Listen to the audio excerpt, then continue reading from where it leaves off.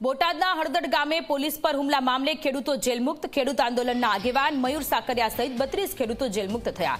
જેલમાંથી અમે છૂટ્યા અને સત્યની જીત થઈ હોવાની વાત ખેડૂતોએ કરી। કાવતરાના ભાગરૂપે અમારા વિરુદ્ધ કાર્યવાહી કરાઈ। અસામાજિક તત્વોએ રૂમાલ બાંધીને અમારું આંદોલન બગાડ્યું હોવાની આક્ષેપ ખેડૂતોએ પણ કર્યા।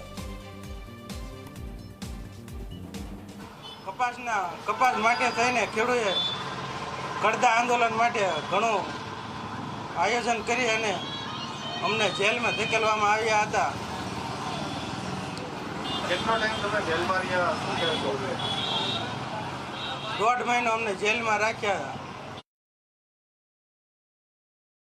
1.5 મહિનાના સમયગાળો વીતી ગયો ત્યારે અમારા આજે 32 ખેડૂતો જે હળદરની જે કડદાકાંડની ઘટના બની હતી એમાં આજે 32 ખેડૂતો આજે જેલ મુક્ત થયા છે।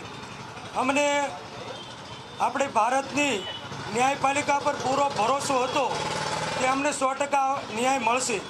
અમે તમામ ખેડૂતો અમારા હક અને ન્યાયને અધિકાર માટે બોટાદના અમારા ખેડૂતનો જે અમારા કપાસમાં કડદો થતો હતો એ કડદાની મિટિંગમાં ગયા હતા।